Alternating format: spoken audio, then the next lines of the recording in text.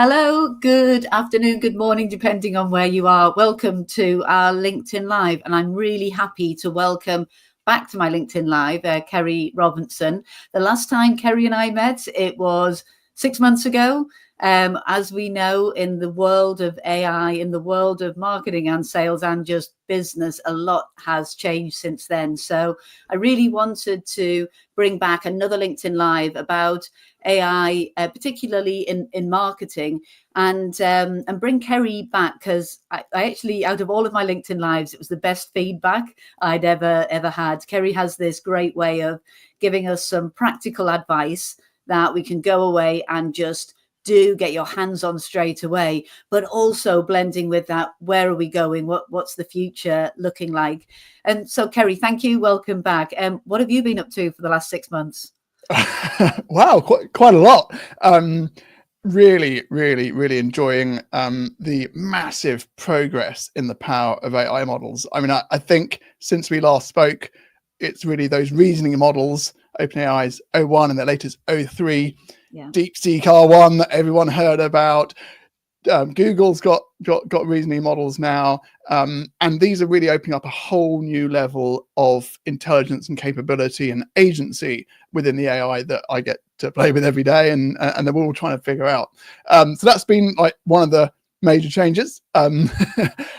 As we were forecasting 6 months ago, AI continues to get better, faster, and cheaper all the time. But how we apply that into our businesses remains a real challenge. And that's the big change for me personally, because for the last 20 years, I've been focused on putting AI into contact centers and creating customer experiences, helping with customer services. But I realized mid last year that really the secret to success with AI is not selling it, but using it. And so I pitched our board, our leadership team, my boss, to switch my team's focus to internal transformation. How could we turn our business, Waterfield Tech, into an AI-first business? And so that's been my focus for the last 4 months. And it's been a really interesting transition, really fun time. So looking forward to talking about all those things and how it impacts you and your audience. Great. Well, I'm sure you've got some really good experiences to share, and I know that you're very generous with your sharing. So by the end of this session, don't want to put too much on this, but I would expect that anybody watching will not just be going away with some practical ideas on how they can get hands-on with AI, but actually how that can build into their sales and marketing systems, and how they can actually transform their own businesses into an AI first business. Now, I appreciate it's a journey that everybody's on. And so where do you think the thinking has changed from 6 months ago when we last did our LinkedIn Live, and where we were thinking about AI, and how we're thinking about, or how you're thinking about it today? What has been the change that you've seen? So I think as a result of the progress in the AI models, but also more and more people using them. I mean, there was a great TED talk with Sam Altman just a few days ago. They've got 500 million average weekly users. It's doubled like in the last month. Like the usage of AI is just going through the roof. But I think we're all wondering, like, how's this actually going to impact the business? How's it going to move the needle? Before my focus was on point solutions, really. How can we do better customer services? How can we create better customer experiences? But when you're thinking about how can you make a whole business better, it's like, where do you start? We've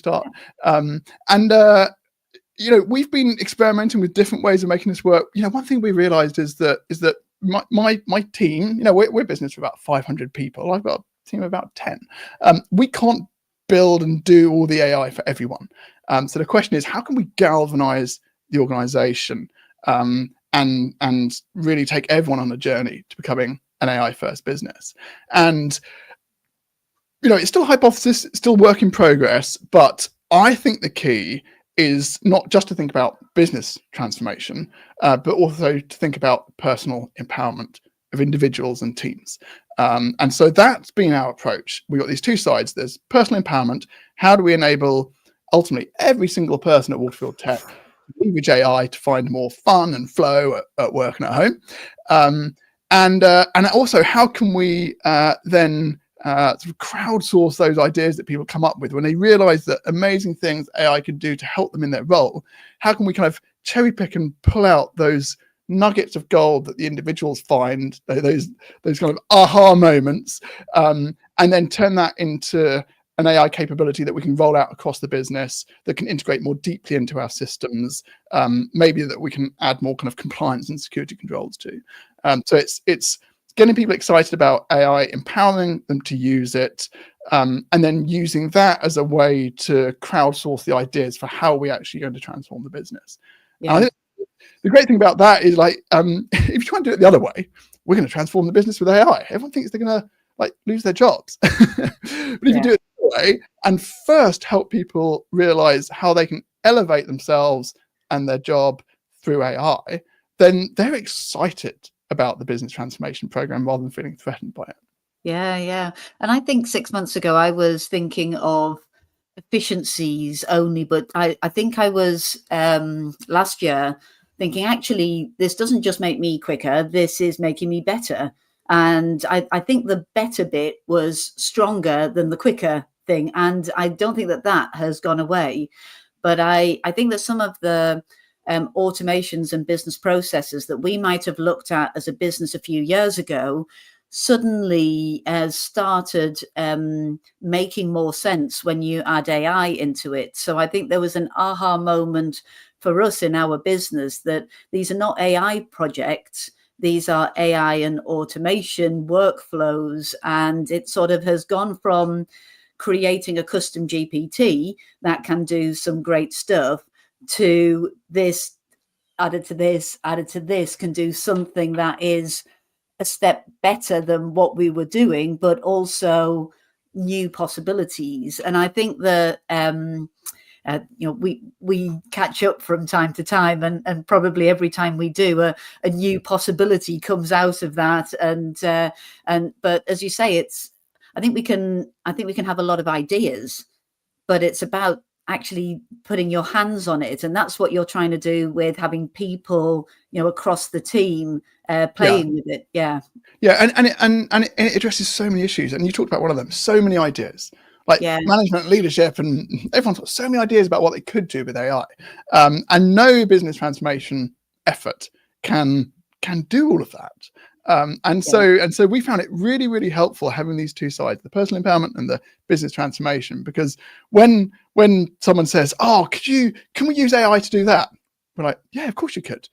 Let me help you get to grips with our approved AI solutions, and we can talk about how do we empower people to use AI safely and securely and all those things."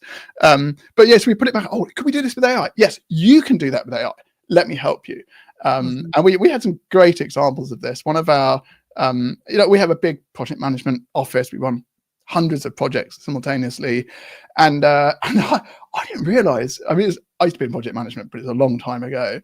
And each of the project managers was spending about 10 hours a week just doing the admin after a meeting. So writing up the notes, sending out the actions and things like that.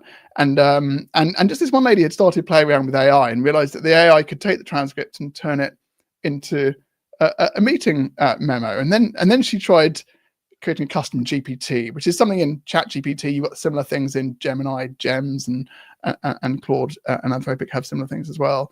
So it's essentially kind of a little custom setup within your AI, personal AI system that does a specific thing. So you don't have to every time tell the AI, create a set of meeting notes, do it this way, and then put the transcript in. You put all that information in first, and then you just give it the transcript, and it does its job. And so she had started trying to make this work. It wasn't quite working. But we just sat down for an hour on a Zoom call, and in 1 hour, we took it from idea to something that really worked. And this is the great thing about it, is you get this ripple effect. So her project management colleagues were saying, "Wow, I really like your notes. How are you doing it so fast?" And she's like, "Oh, I'm using my custom GPT." And they're like, "Oh, can I have it?" And so that she'd share it, and then they'd get it. And then her boss was like, "Wow, like some of our guys are getting really quick at creating these meeting notes, and so then we rolled it out to the whole team. And now we've taken that, because the problem is you still had to go and download the transcript and put it into the custom GPT, and then get the text and then turn that into a PDF.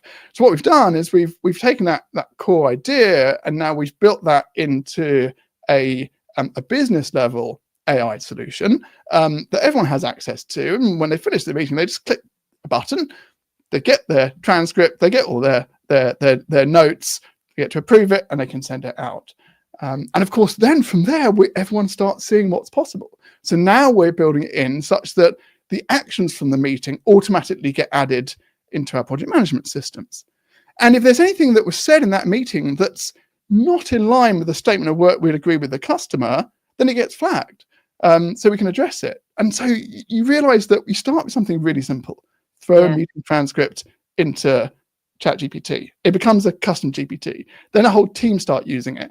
And now the business is using AI to make sure that we're staying on track with projects, holding everyone accountable, including our customers, for the actions and dependencies. And if the project starts to drift off of scope, we're going to notice it. And the sales guy is going to be able to go back and say, look, we'll have to charge for this, or we'll have to rein in that scope. So like it's a very specific example, but we're all running projects.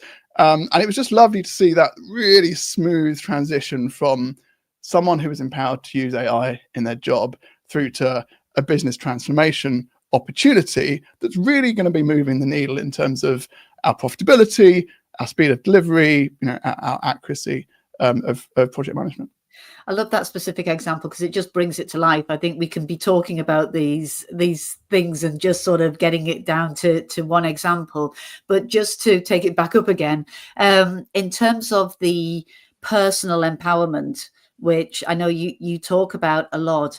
Have you got any more tips on how, because there'll be some people listening who maybe their team are wary of it. There'll be some that might be all over it. You're going to have a real mix of people, and any tips on how you can manage that whole getting people experimenting, but in a controlled way?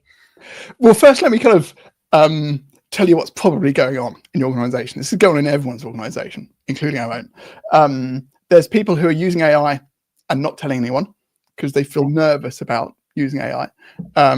There's people who are using and paying for their own personal AI tools and putting confidential information into it, which is probably going to breach a whole bunch of policies you have in your company. There'll be managers who have drunk the Kool-Aid, they've read the blogs, they've gone to the management conferences and want to do more with AI, but never get time to do anything with AI. So they don't really know what's possible. And we found all of these things in our organization. Don't worry, we fix them now. We began with firstly kind of stepping down thinking like, what's okay? And we tried to keep this really light. We created just a kind of a 2-pager personal AI usage guidelines. And we were really inspired by the Netflix culture deck, which is a bit of a phenomenon. If you haven't heard of it, definitely worth a look through, which really focuses on personal responsibility and trusting your staff, but with some certain red lines. So we created this 2-pager on how you can use AI, how we want you to use AI, how if you are using personal AI systems that we've not provided, then you must never put confidential information in it. Everything must be anonymized. But that if you use our approved AI systems, we use ChatGPT Enterprise and Claude Enterprise, then you can put certain types of confidential information in, but only the minimum that's required, because we've checked from a contractual point of view, we're all okay there. Never put personal information into it. And of course, off the back, and then we're also reminding people, you need to go check the contracts that you have with your customers, because we've got customers that have been with us for decades, before the term AI was even invented. And so, start with thinking about how you're okay with people using AI in your organization. I would encourage you to let them use it freely. Let them know that you expect them to use it. Let them know they don't have to tell people that they've used AI. They can if they want, and they're encouraged to.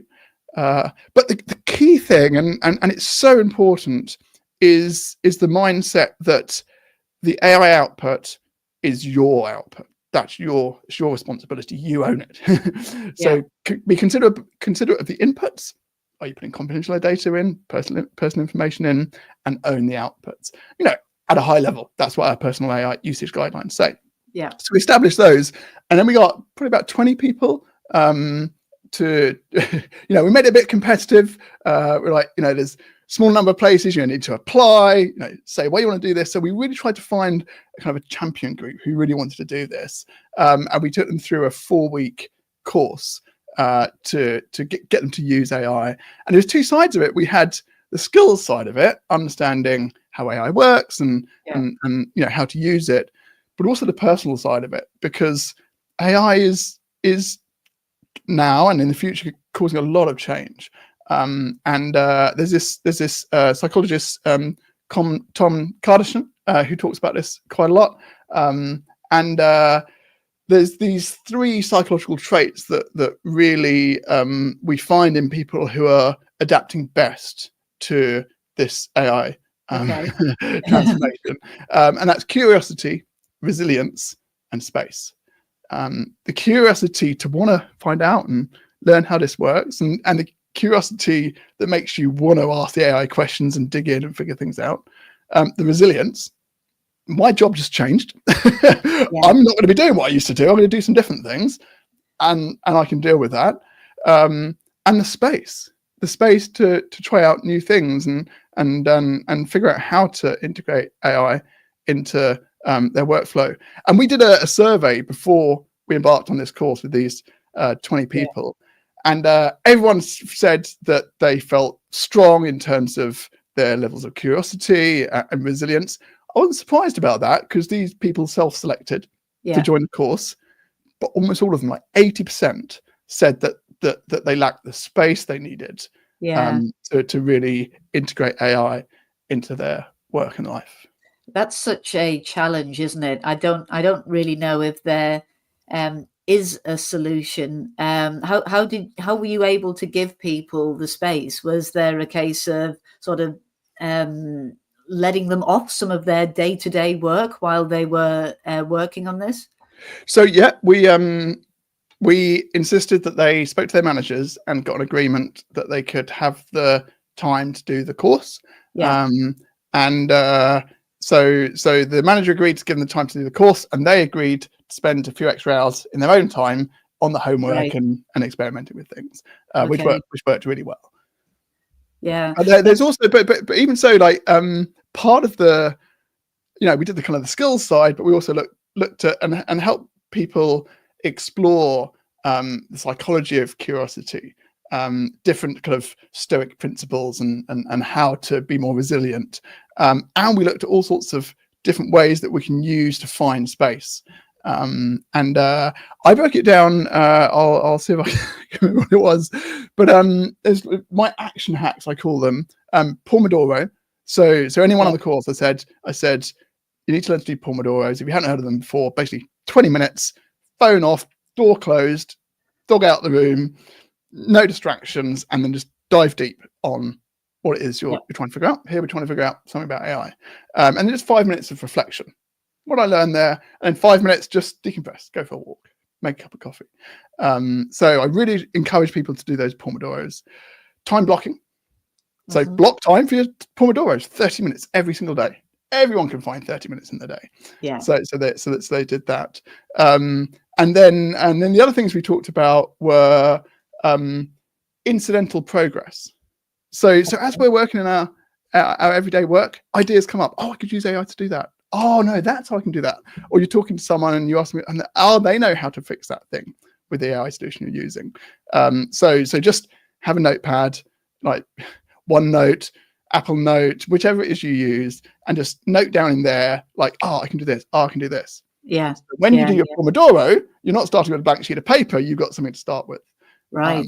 And the final one was double duty. So the AI is so flexible and useful nowadays that you can apply it to almost any task. So you've got a task you've got to do, just have the instinct to try and do it with AI. Yeah. And it might take a touch longer. It might not work. But yeah, we find those really useful. Pomodoros, time blocking, instant progress, and double duty. That's great. A great tip. I heard that on a podcast recently. I can't remember which one. I think it might have been the AI and I that you put me onto, the every one. Somebody was saying, just have a post-it on your screen that says, can AI help me with this? So that everything that you're going into, I have to say, I did go on a bit of a rabbit warren at the weekend and I do think that in the end, I learned a lot, but it probably took me a bit longer than it would have if I'd done it the normal way. So I think there is sometimes that investment in time, isn't there, in the beginning in order to get the right kinds of outputs. And that's where you need the resilience. You need the resilience when you went, oh, I spent 2 hours doing that thing and I tried to do it with AI and I could have done it faster anyway. That's okay. Just be gentle on yourself. We learned something. So do you think this 4-week course, the AI empowerment, is that what you called it? We called it Thriving in the Intelligence Age. So the Intelligence Age is actually a term that Sam Altman, the CEO of OpenAI, coined.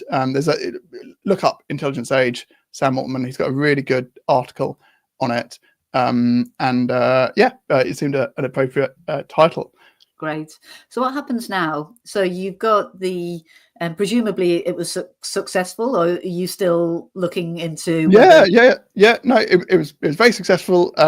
We're now because now like it's really like we've got some champions. People are starting to see, like the benefits they can get from this, and so now we've got demand. We've got about 500 people in our business, and now more and more people want to get involved with AI. So we've actually had to split this into 3 different courses. We've got one just like quick start course, which is learn enough to be safe, understand the guidelines and get started. There's another one that just focuses on the skills. And we're going to run another of this kind of deeper cohort course in terms of thriving in the intelligence age. And what we hope is that those people who go on that longer course and will invest the time to do that, they will then become the champions that will then run those other courses for us. Right. A pyramid scheme of AI training. So we're here today to talk about really embedding this into the business. And I know that we're talking about the AI empowerment as a first step to that, but it feels like quite a shouldn't you really be putting a strategy in place? This is what I want to achieve over the year.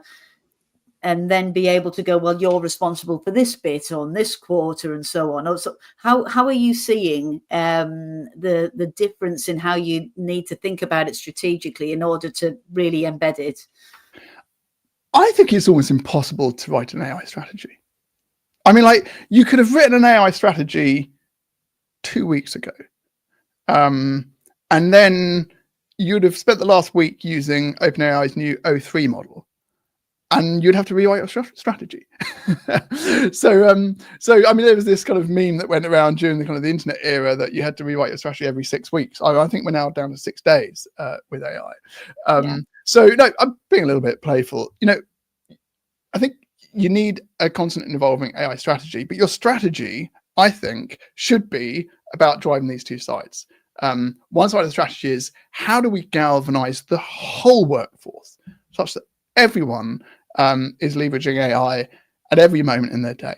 Because straight away, that means that everyone is going to be more productive, have more fun, find more flow, get more inspiration, be developing themselves. They're going to be forced to become more curious, develop resilience, find space to do something new. So already you're creating a much better, stronger human workforce who are inspired and supported by AI. But you've also got to have the transformation, the business transformation element going in parallel with that, I think. Like I said, picking out these opportunities and turning it into something more tangible, more long lasting, that's part of the fabric of the business. And there, I think most people underestimate what it takes to get an AI solution actually live, even an internal AI solution in your business. Yeah. And so in parallel with the kind of the AI empowerment thing, you should be trying to get something live, some operational AI live in your business. And I don't really care what that is, because what you're going to learn from that is not about AI and is not about the impact it's going to have on your business. It's like, how do I actually get this live? And there you're going to hit problems in terms of compliance. Like, does my industry regulator even allow me to do this? Like, who do I need to talk to sort that out? Like, have I got insurance risks there? InfoSec. You're going to then you're going to start hitting up against issues with the immaturity of the AI infrastructure. So we work across Amazon and Google and Microsoft, and for the internal stuff, we mainly use Microsoft. Man, do they tell a good story up on the stage at Ignite in November. I was so excited. I was like, Satya, you've nailed it. That is exactly what I wanted you to be saying. And then the last 3 months, my team have been tearing their hair out, trying to actually connect these things together, realizing that this bit's flaky. This doesn't really connect. That's not quite, that's not like generally released yet. That's beta. So there's all those things. And then you realize too that you're deploying a technology. It's not like any automation you've done before. Before, when we did automation, as you know, we had to be really detailed about how we specify that automation. We'd quality assure it, and once we'd done that, it would just work. And now you've got kind of the opposite problem.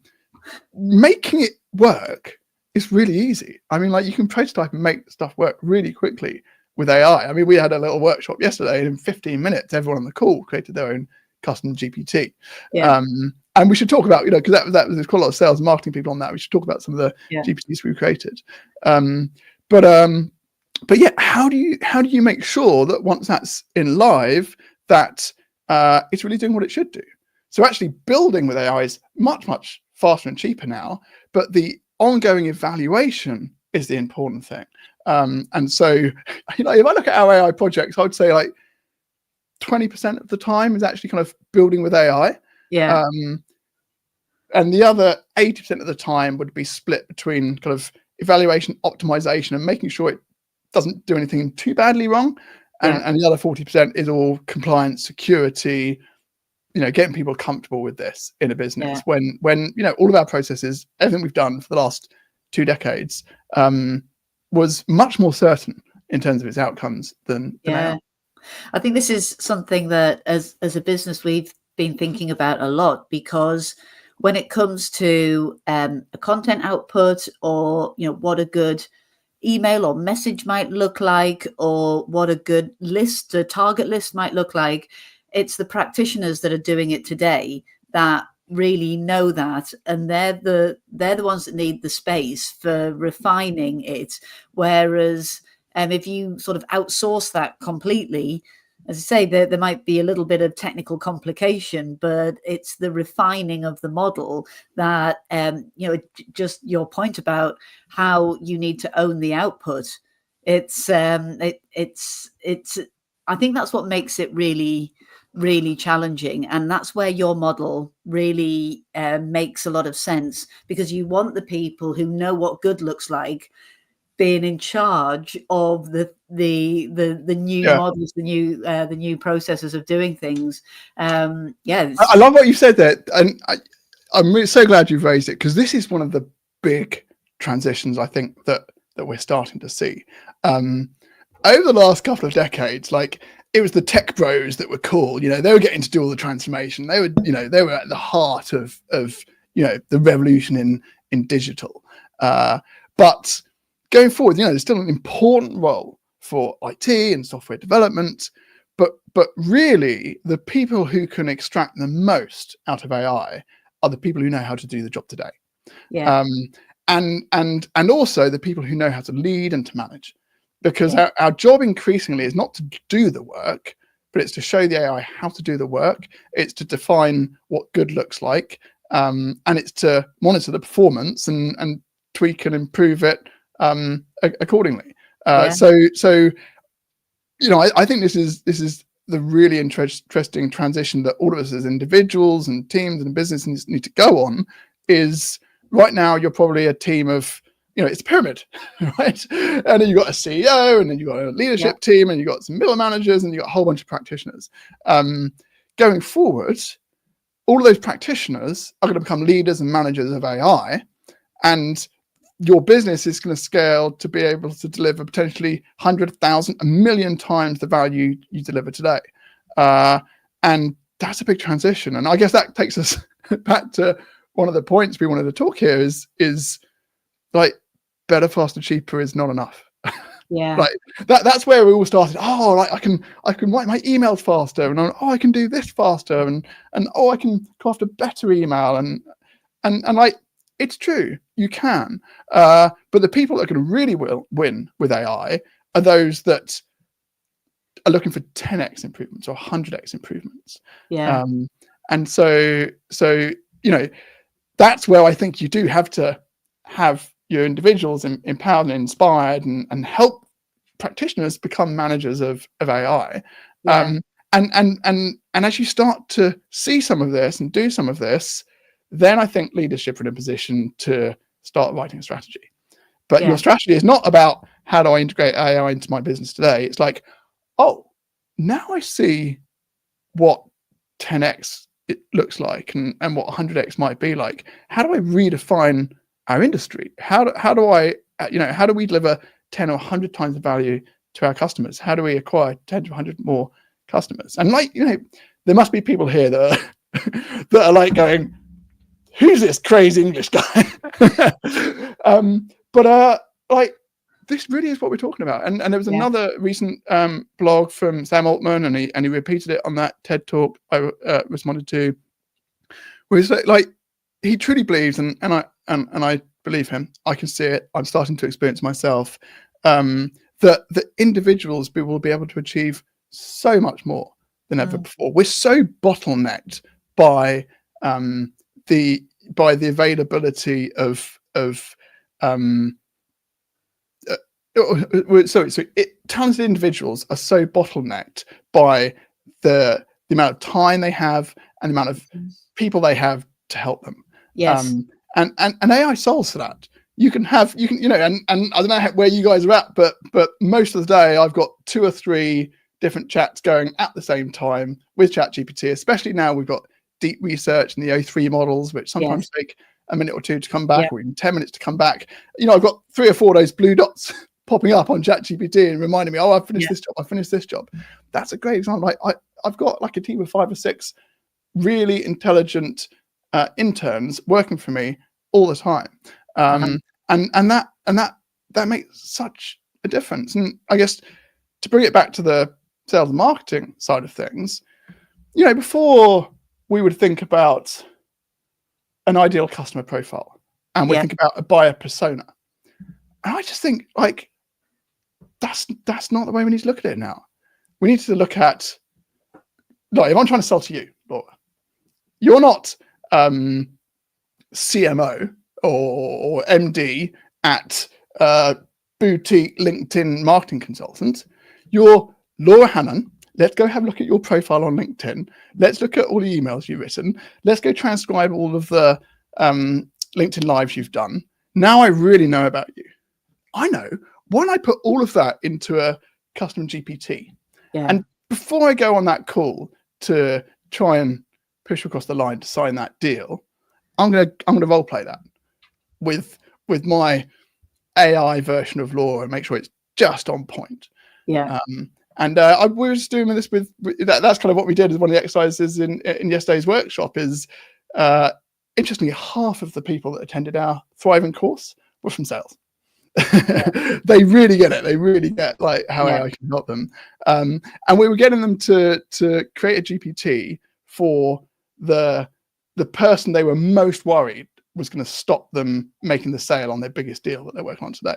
So they did a bit of research, put it in there, and now they've got a resource. Anytime like they're about to jump on that with that person or respond to an email, they've got a kind of a virtual version of that they can consult and check. And of course, ultimately, we can take all of that and we can put that into our business transformation, such that when we're doing our marketing emails and they can be infinitely personalized, right down to what was Laura Hannon's post 2 minutes ago that I'm going to reference in my kind of sales close email? Yeah. And I've been even sort of the most basic use cases, because a year ago I was at a conference and everybody was just talking about how AI can help with content writing. It just kept coming up because that was out where the imagination was a year ago, I think. But even on that sort of level, the ability for AI to join the dots of remembering that this is something that you've got in your company values or messaging, and how that can relate to a news article that has just come out, and then how it can relate to that person that you're talking to. A human isn't quite capable of joining the dots in quite the same way. So I know we've spoken before about knowledge bases and being able to interrogate knowledge bases to be able to surface things at exactly the right time. And I think that with marketing and sales, there are so many use cases for that. Putting your sales calls into a what commonly asked questions come up, so that you could create videos of that question, so that can go over to your prospect before the call, so you're not spending time on the call on a question that you know that they're quite likely to ask. And I think that they're today use cases. It's not like it doesn't need a by the second. We've got all of that information now, and we've got things like Notebook LM and all sorts of places where we can store knowledge to be interrogated for all sorts of marketing and sales use cases. But as we said, it's not about the idea, it's about how do we execute on this and get it going. And I think there's probably quite a lot of people that are, I don't know, frustrated, because as you say, there's always that bottleneck of time to get it going. So any tips for marketers on how they can,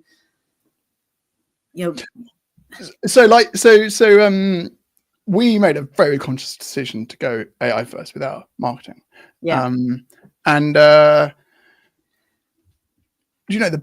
biggest lift there has not been AI. It's been simplifying, clarifying, and writing down our message, our products, our ideal customer profiles, our buyer personas. The AI, as you said, the AI is so great at like referencing 30 different sources to come up with the perfect pitch email to Laura Hannon at pitch 1-to-1, but it doesn't know what your unique selling point is. It doesn't know how to handle all the objections that Laura might come up with.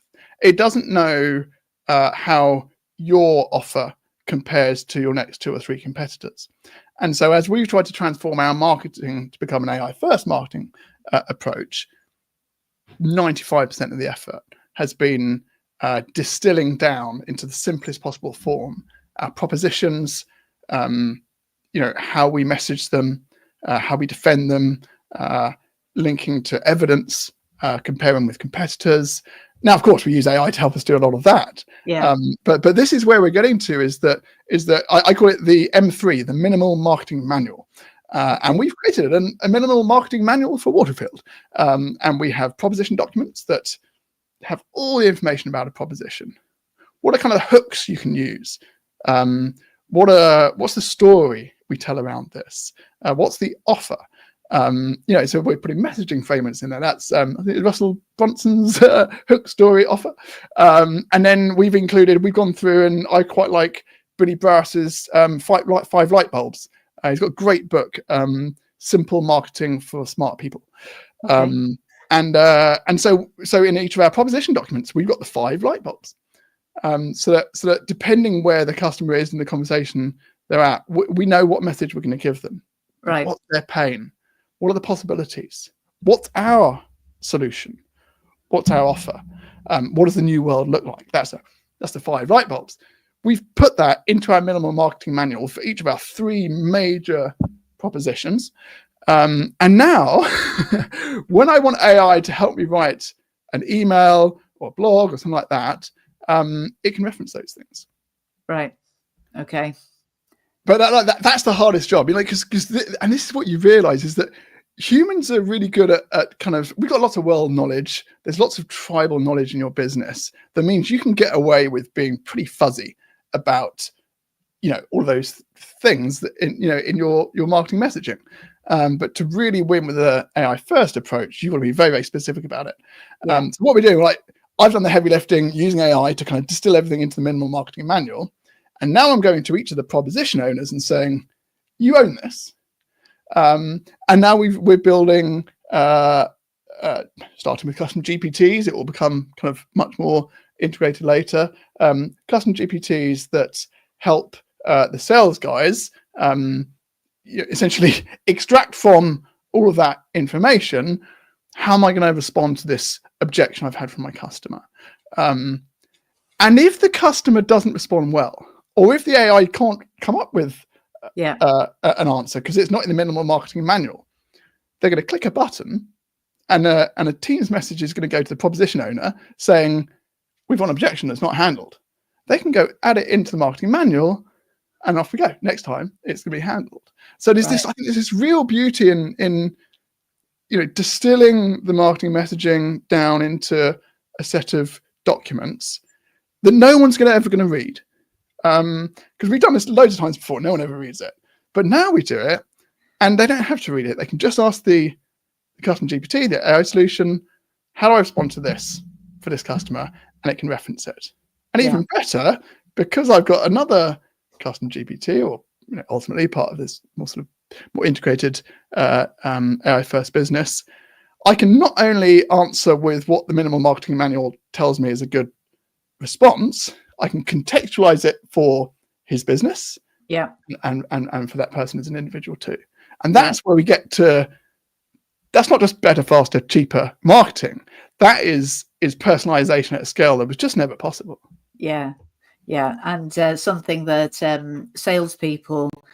good salespeople do, but not consistently, because you miss signals all the time. There's, it's like helping your salespeople. It's augmenting that salesperson into never missing a trick, isn't it? And yeah, good salespeople do it, but often, certainly in large businesses like ours, good salespeople do it, but they make it up because they can't get across all of the detail of all of the propositions. So they make it up. But this is a way that good salespeople can do that, but it can be tied back to the specific messaging proposition that we can back up. Because that's the problem. Good salespeople can say good stuff, and then you get into delivery or you get into trying to close it and you realize they've made shit up and they made stuff up and it's not going to fly. And this way we make sure that at every stage, the messaging is accountable back to the kind of the core propositions.